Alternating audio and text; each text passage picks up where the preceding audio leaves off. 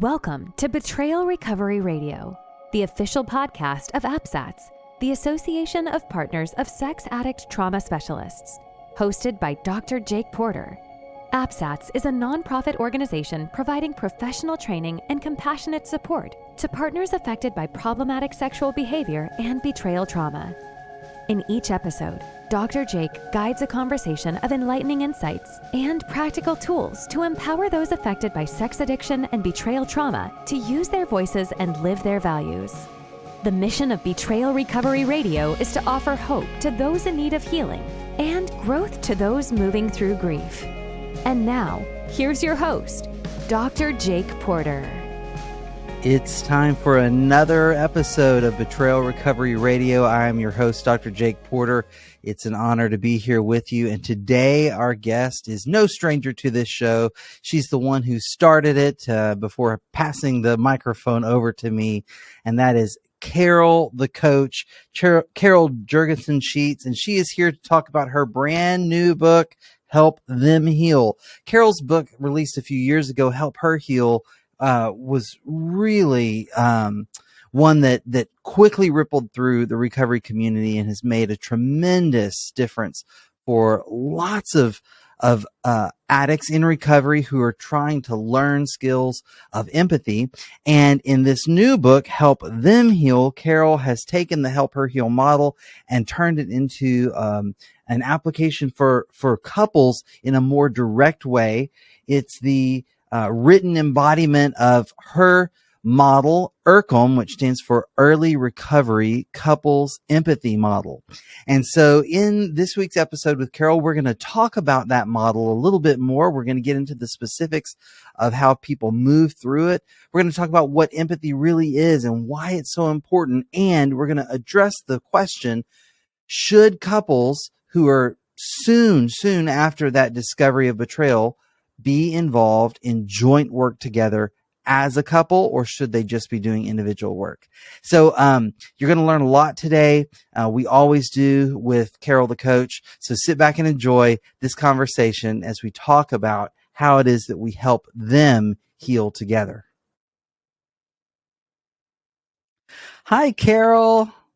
Hi, Jake. How are you? I'm great, even better now that I'm with you and everything seems to be working. And hey, it's great to have you back on this podcast. You're certainly no stranger as the creator of it. Welcome back. Thank you. Since the last time you made me cry like I was on Oprah. Oh, well, it was a lot of fun, and it's been great.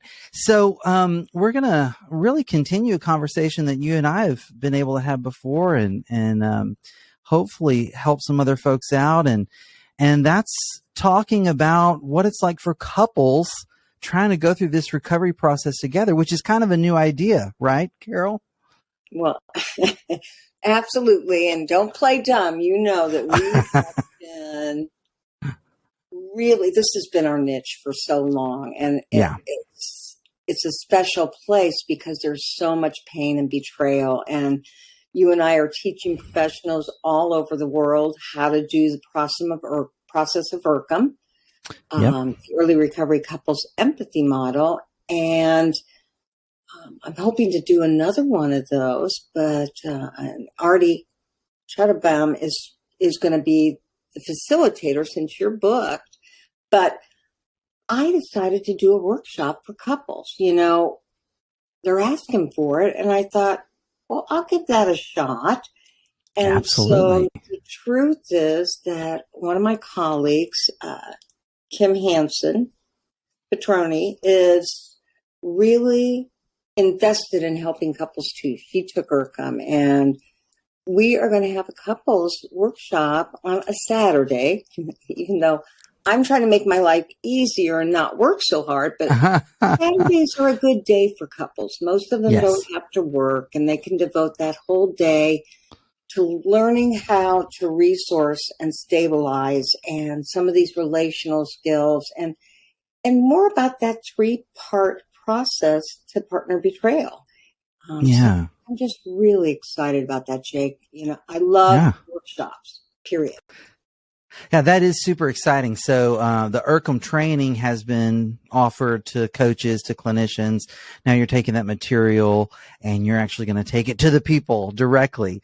And you're doing it with a great person. Kim is great. We plan to have her on this podcast too pretty soon. We've been talking about that. And Kim is a APSAT certified coach, right? So she knows this stuff as well. Yeah. Absolutely. And she is ERCEM qualified. She took Right. ERCEM, so she knows what we're doing. Now, ultimately, Help Them Heal has been out since June 1st. And so now we've had about 60 days of couples beginning to pick up the book and begin that process of reading it. And you and I both know, I mean, leaning into healing the betrayal, it's really difficult. And I wrote the book so that they could begin to do that if they need to themselves. But I always advise that they use an ERCEM specialist, somebody who's been trained in this.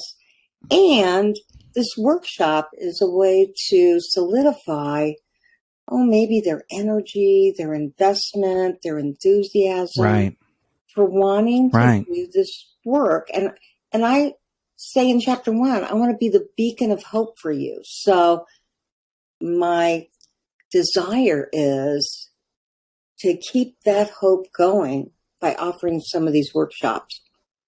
That's great. So let's give folks a little preview of some of what they might hear, what they might get from that workshop, right? So you mentioned a little bit ago those three phases from the APSATS model. So in case someone isn't familiar with those, let's run through that real quick. So phase 1 is about safety and stability, right? Can you talk to folks about how important that is and why we have to start there when there's been betrayal? Well, it came from Judith Herman, who studied trauma and found out that people did a lot better in trauma if they learned how to stabilize and resource themselves to find safety. And so then APSATS showed professionals how important it was that we work with partners to create that safety and stabilization. And then ERCEM took it one step further because truly, Jake, you and I both know that if an addict is in good recovery and if the disclosure has occurred, if she wants it, and she now knows the truth, then they're ready to begin the journey of creating even more safety through relational skills. That's right. ERCEM really believes that you can't jump into couples therapy. You've got to do what we call ERCEM, the Early Recovery Couples Empathy Model. And that first phase is safety and stabilization. And that's why in the book, we talk about assessing willingness. Is he willing to do what it takes to make her heal? And what we find is that it's a double-edged good thing, because when he does that for her, then she reinforces what he's doing and it helps him heal. That's right. Yeah, it's mutually beneficial. I often say to the guys I'm working with, look, you don't have to choose between what's best for you and what's best for her in this relationship, because if your stated goal is to stay in this marriage, do what's best for the marriage, that is what's best for you. And they can give it a shot. So what would be some signs of willingness, right? So let's say there's a couple out there, they're listening to this. What are some signs of willingness that we might see from the one who did the betraying? Mm-hmm. Well, I say that there are two types of control. One is that external locus of control. We talk about it and Help Them Heal. And that's doing all those things on the outside that make her feel safe. Not taking his phone to the bathroom, putting his phone up at 7:00, agreeing to have a filter system like Covenant Eyes or another filtering system that will let her know if he's been tempted. Letting her know when he's going to be late. Those kind of external things. But Right. there's something called the internal locus of control. And that is when he does things and she does things that build her sense of confidence and safety. And so that might look like she gets triggered. Her heart starts palpitating. She gets nauseous. She starts wringing her hands and she's mad. She's mad that she's going through this. But instead of jumping on him, she sit in that distress tolerance. Well, we call it distress tolerance, that distress. And she says, what's going on in my body? What feeling does that link up to? What are the horrible things I'm thinking and saying to myself? And then she makes the choice to breathe through it so that she can say, you know what? That's so tethered to the past. And he has been showing me for 7 months now that he really is in this to win it. He wants us to get close. And so when she becomes more present and more reality-based, the trigger diffuses and her internal locus of control is one of safety and stabilization. And so we want to help couples in this workshop practice that together. And Jake, I've got such a simple exercise, but when they're sitting there together and he is practicing not getting defensive because she's starting to talk faster and she's bringing up the past and she doesn't trust. That's right. She's scared. If he can lean into her, visually imagine that he's holding her pain and then start breathing with her and saying, it makes sense to me that I'm doing this to you from the past. And you have every right to be triggered. And I'm here right now. What can I do to make you feel safe this very minute? That game changer. Yes, exactly. That really increases safety and stabilization. But that means that he's got to remember to do it. And she's got to be accepting. And having an open heart when you've been shot through the heart takes practice. Yeah, that's so good. But you're right, and I imagine I know what some of those exercises are that you're talking about, where you're gonna help the one who did the betraying learn how to sit in that pain, the pain that they've caused. They can be a part of helping that very pain to heal. That's wonderful. So that safety and stability, that's phase one. How about phase two? What's phase two in that model? Well, phase two is really working through the emotions. And, APSATS calls it mourning and loss. And then ERCEM calls it anger, sadness, mourning, and loss. And we really feel in that model, if she can get angry in a safe place with safe people and let out all that darkness, all the anger, sometimes the hatred, the vengeance, if she can let that out, that she's more likely to be able to release it. And then if there's some safe people, if her husband's been taught how to lean into it and hold it for her, and if an ERCEM specialist is there helping her get through that exercise, she actually feels better. And so in this workshop, we're going to be doing a few of those exercises where they either get to choose how to show that anger with each other, or she gets to choose how to grieve and mourn what she had, what she thought she had, what she hoped she'd have in the future, and really what she'll never have. Jake, the bad news is, and the good news, is to get over there at post-traumatic growth, which is the third stage. Right. She has to be willing to create a new marriage, one with him of authenticity, honesty, transparency, and integrity. And that's through empathy. And so we do these heavy duty exercises, and we're going to have about 12 couples, and they're all going to get to do their work. That's beautiful. Mm-hmm. It's beautiful. So in other words, that second phase is they're navigating these emotions. What I hear you saying is they're having to work through the big questions of why and what does this mean? What's left? What if this has really happened, what comes next? Really big meaning making questions. And the beauty of ERCEM and other models, the beauty of doing this is in a couple's context. That's what I'm trying to say, is that they get to create that meaning together. Mm-hmm.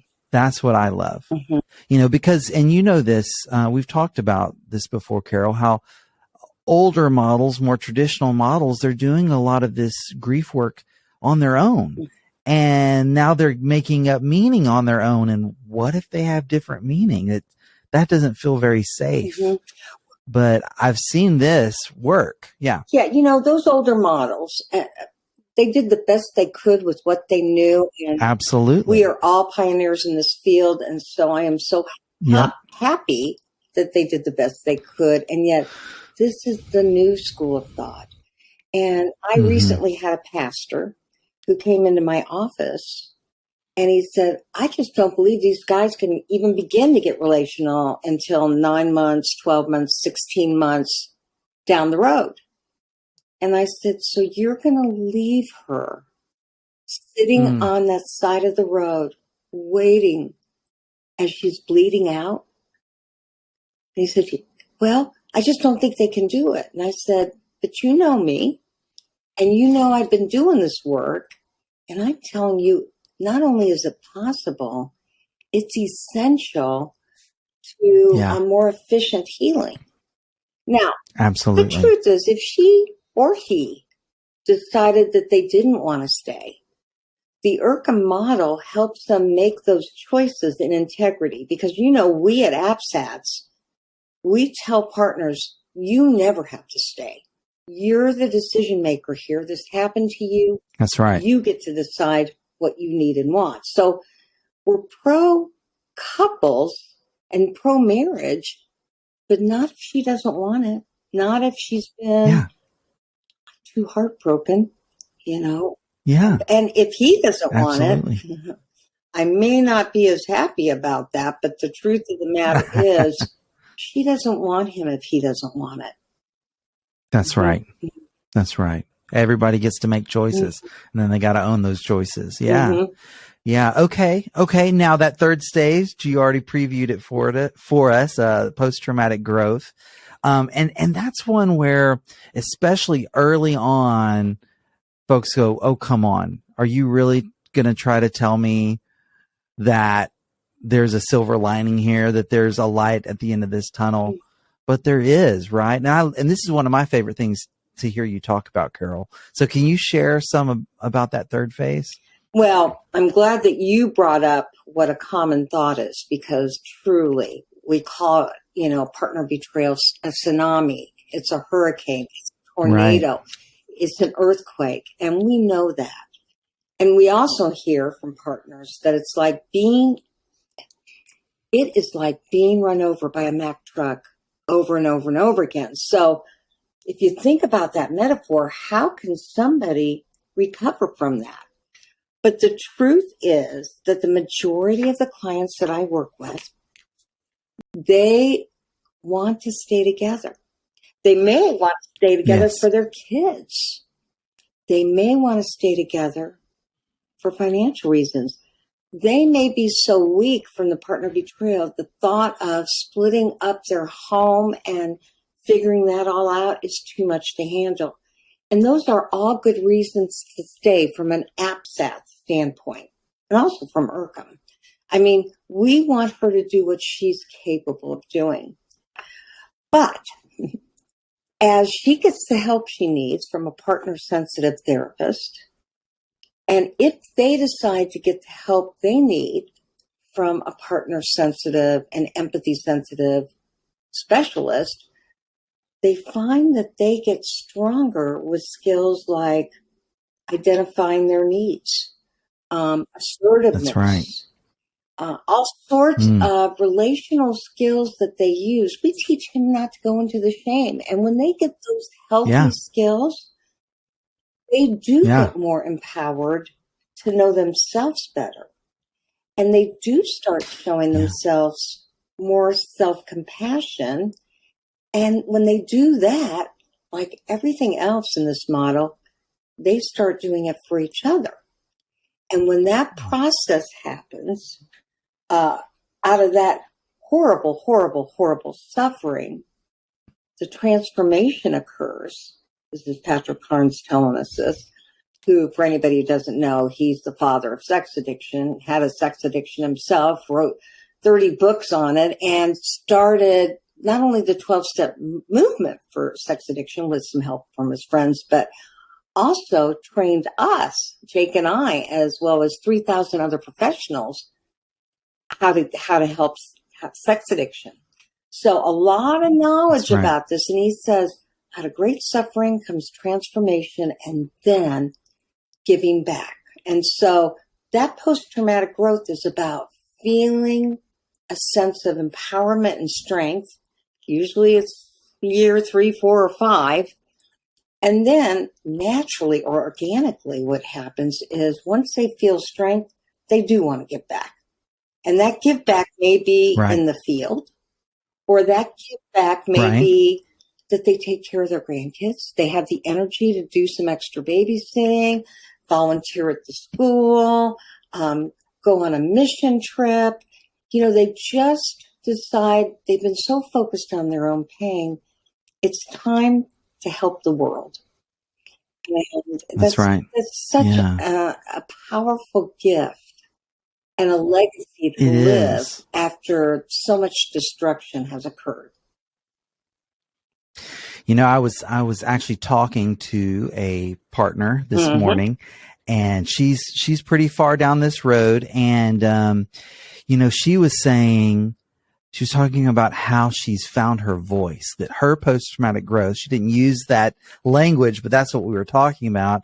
She said she found her voice, and she gave some examples of using her voice, not in the marriage even, but with colleagues and with other people. And I wish you could see how she was glowing as she realized not only did she find her voice, but it's powerful.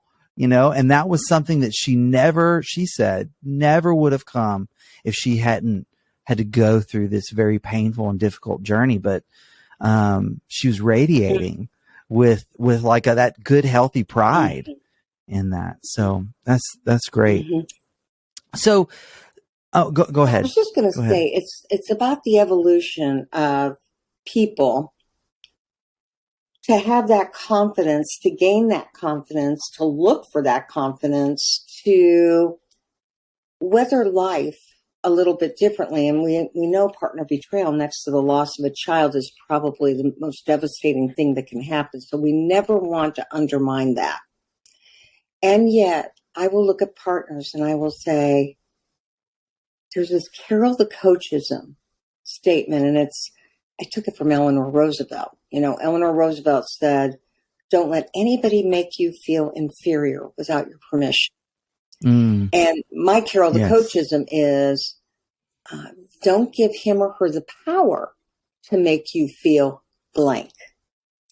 And when we take back our power or learn for the first time about our power, it really does a variety of things. It reminds us that when we feel that angst or that anxiety, that we have a choice as to how we let it affect us. And, you know, if I'm worried about being late to something, or if something is bounced in my bank account, or just the normal nuances of life, I tell myself, you know what? This too shall pass.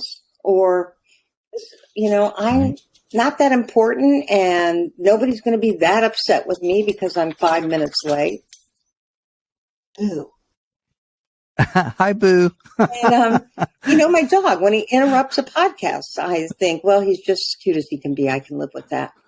And so it's really about shifting our mind states. And that's what ERCEM, that's what Help Them Heal does. It teaches them both that they can work together to get stronger and to love each other differently than they've ever loved before. And, this workshop that we're doing, we're going to keep it to about 12 couples. And it's October, 8th, from 10 to 6 o'clock, 10 p.m. So it's 8 hours. It's a boot camp, 8 hours, and it's Eastern time. And hold on, I want to make sure you said it's 10. It starts at 10 a.m., right? Yes, 10 a.m. to 6 p.m. Okay. Eastern Standard Time. Is it online? It's online. And I just found that my last workshop I did was so successful when we could include anybody from the world. And, they came as couples and they wanted each other's numbers at the end of the time. So, they really form a bond quickly. Sure. I was thinking that when we first got started and you were talking about doing this workshop and what people would get out of it, I even had the thought cross my mind. One thing that they'll probably get out of it is a community of people who are doing this together. And I've seen, and I know you've seen this as well, when you're working with couples, those that are isolated and all the help they have is like you're great. I think I do good work, but we're not enough. We need more support.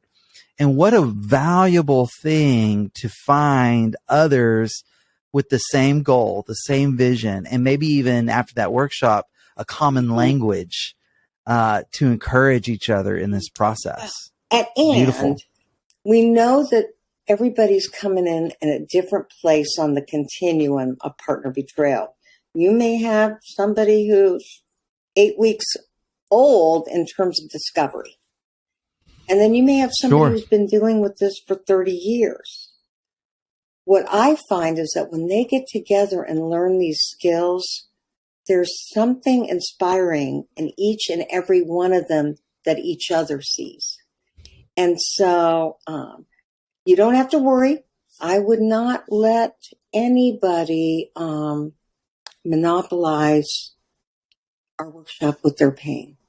It is up to me and Kim to keep everybody safe. But people are clamoring for workshops, and I really hope that they can join us. We set it up far enough along that they can make the time, get the babysitters, tell the grandkids they can't watch them that day, whatever it is, because our couples have to come first. Mm-hmm. That's right. That's right. And we'll make sure that those links are posted in the show notes. But where would someone go? Like, give a website where folks could go in case they're just listening and they're not reading right now. Don't stop and read if you're driving your car while you're listening. So where can they go, Carol? To www.sexhelpwithcarolthecoach.com. And when they get on that website, it immediately transforms into Help Them Heal. And I would encourage anybody to take a look at that site because we've got free resources, free videos. I'm doing a video series on ERCEM and Help Them Heal. And it's in chapter 1, I said, as I indicated earlier, I want to be a beacon of hope for our couples. And that's what this website is. It gives you hope.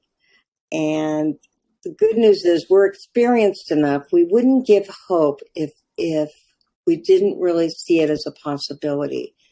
And I'm not saying that it's not hard work, but it is so instrumental in getting stronger and moving beyond what happened to you. And I'm always saying, I don't want my partners to be defined by partner betrayal.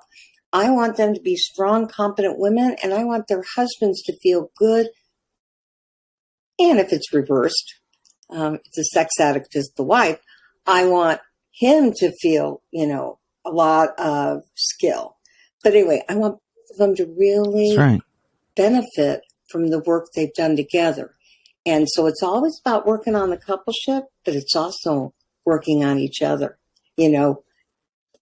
That's right. Yeah. In fact, I don't think you can work on the coupleship without working on yourself. And and like you said, I think you deal faster, deeper when you're doing it in that relational context.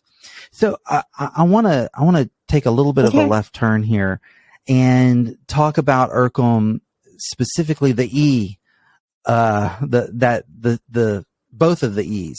I want to talk about early and I want to talk about empathy. A lot of folks say, and well, you said that there was a pastor in your office earlier this week, and a lot of us were taught this in other models, and it might even feel kind of intuitive to some listeners out there. How could we possibly do any work as a couple right now? But you talk about how essential it is to start many of these practices early on. Could you speak to that, why it's important, and what you mean by that? Because it's not the real deep emotional work. So what's that early piece about? Right. Well, he keeps saying early, and that's because ERCEM is the Early Recovery Couples Empathy Model. It starts with the word early. And what I believe is that you cannot dive into couples work without developing relational skills. And maybe as a couple, you had the relational skills, but I promise, unfortunately, that most of those skills go out the window when there's been this kind of devastation. Thank you. Yeah. And so what my belief is when I was working with sex addicts by themselves, they were getting better. They were rocking it. They loved their groups. They loved the wisdom. They loved how everybody handled shame differently. And I'd say, well, how's your wife? And they go, not good. She's sleeping all the time. She's crying. She's punching me. She's calling me names.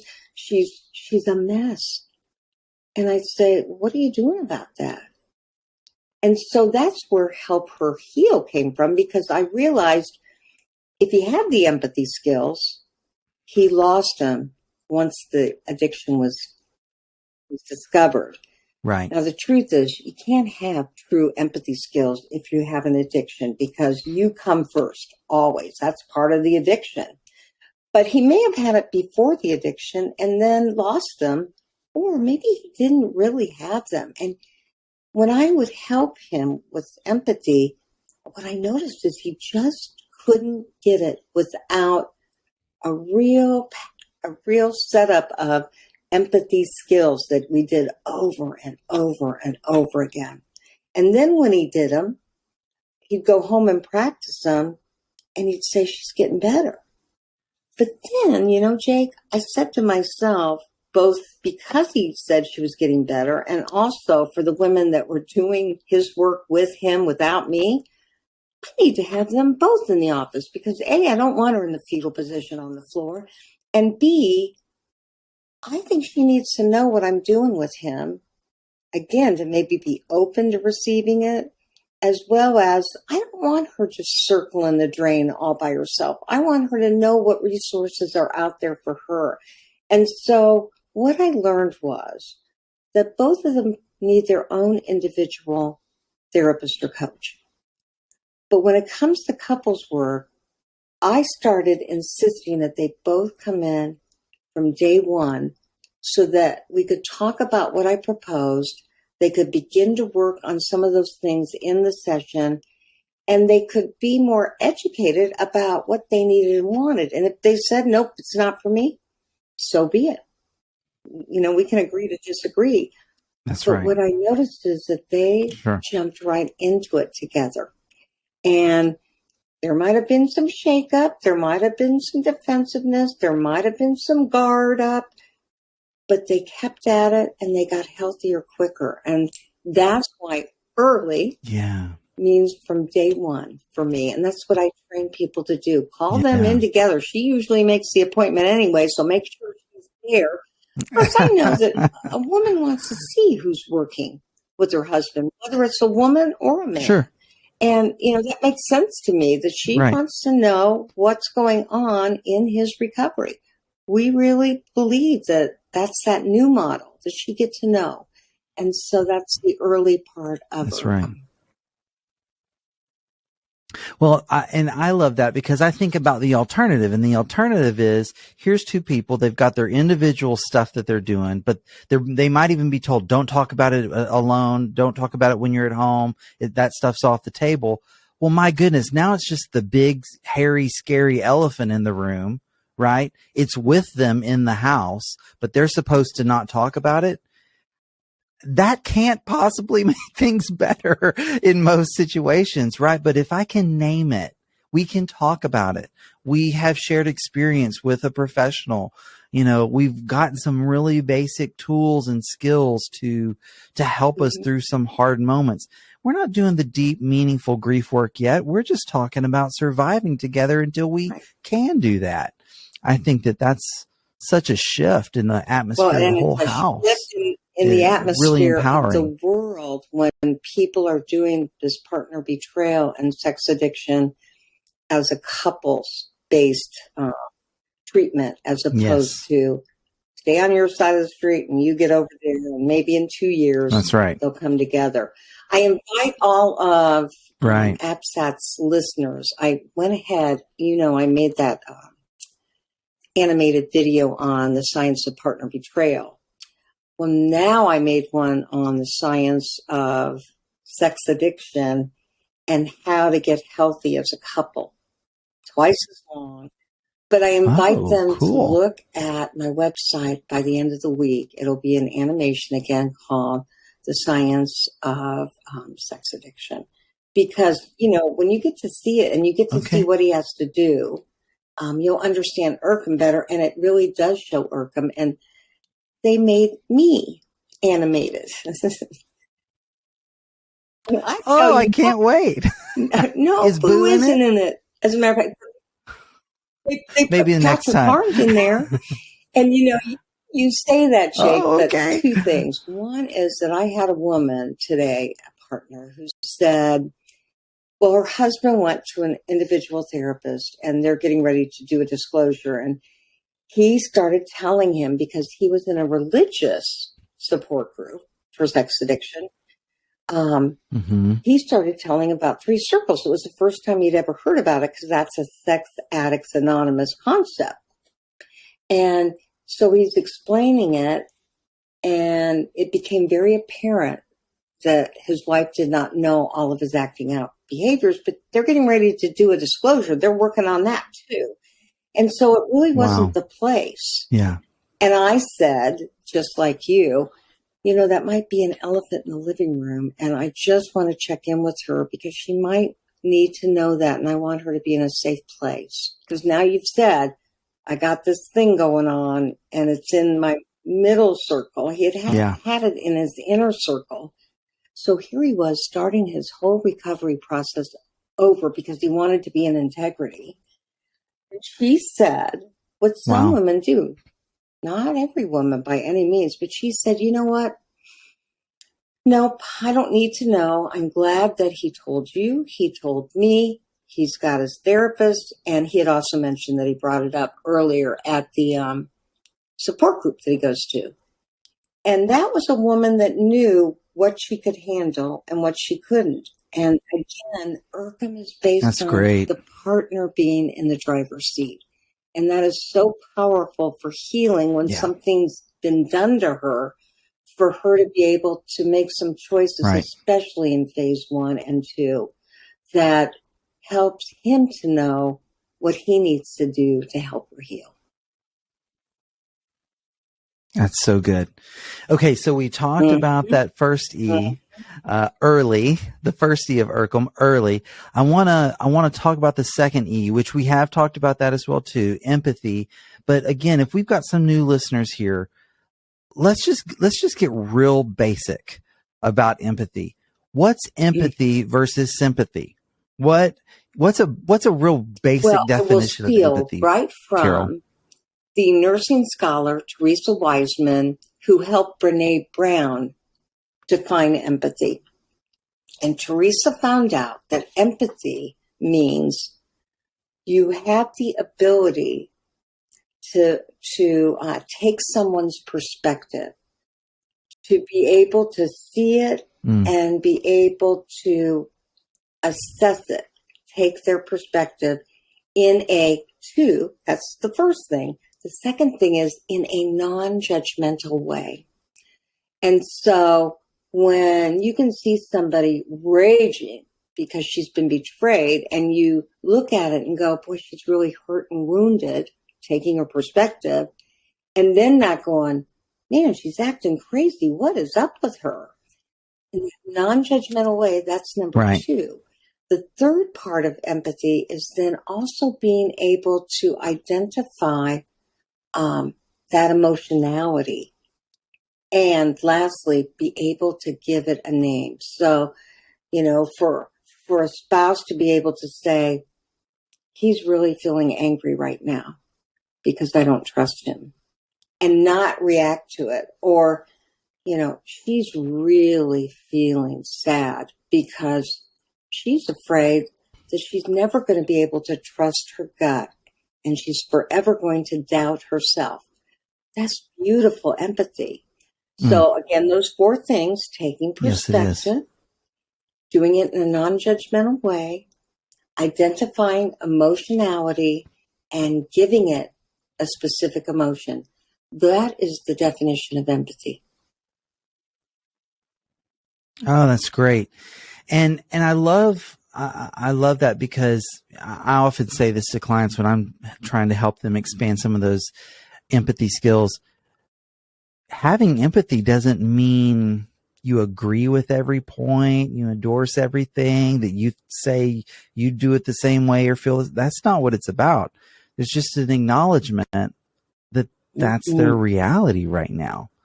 And and it's so powerful, right? So you're saying if couples can begin to experience this, especially early on, it can help bring safety and stability. It can help with that shared mourning and grieving process. Well, Jake, what I believe more than anything is that when they both, but let's stick with him for right now, when he can acknowledge that he's caused her pain from the past and then validate her feelings, right, and then reassure her that he sees it, he knows it, and this is what he's doing to get healthy, so that someday, some way, somehow, maybe she can trust him again. That is truly an empathy formula for rebuilding trust. Yes, that's right. That's right. Because it's saying, okay, maybe not only can I believe that in this moment you're not acting out, but in this moment you can see how your acting out has affected me. Right? For the partner. That really does open the way to a new level of trust. Okay. And these are the sorts of things, some of the things that you'll be doing with these couples, you and Kim, at this workshop. So can you one more time just give the rundown of the going to be of the October workshop? 8th from 10 a.m. to 6 p.m. It's 8 hours plus a lunch. And it is Eastern Standard Time. You can go sign up by going to www.sexhelpwithcarolthecoach. It turns into Help Them Heal, and you just look for workshops. And you're going to see workshops for professionals. I've got a 4-hour workshop on helping professionals do this work through Help Them Heal. And then we've got the ERCEM training, which is a 4-day training for any professional that wants to learn how to use this work with their couples. I highly invite you to come. And then that last one is October 8th, and it's for couples themselves to get to work with me before I retire, and with Kim, absolutely amazing, so that we can do a couple things. We can get you on the road to recovery. We can get you excited about the book so that you'll finish the book. We all know that starting a book and finishing it are two different things. And we're going to be talking about resources that will help them along the way. Just like this podcast. I mean, Betrayal Recovery Radio is so important in helping people to know what's out there for them. And Jake, so are you. So I always love talking to you. Oh, thank you. I love being with you too, Carol. Thank you so much for what you're doing. Thank you for, I know you keep talking about winding down. I don't see it. What I see is I see you offering more and more, but I'm grateful for it because it's good stuff. Okay. So thank you. All right. Have a good one, Carol. You've been listening to Betrayal Recovery Radio, the official podcast of AppSats. If you've received help or hope from this episode, I encourage you to share it with someone you know. If you've not yet done so, please subscribe to our podcast on your favorite listening platform. Thank you for joining us. I'm Dr. Jake Porter, and you can always email me directly at jake@appsats.org. I'd love to hear your ideas, questions, or comments about the show. Until next time, keep choosing to use your voice and live your values. It's good for you and for this world.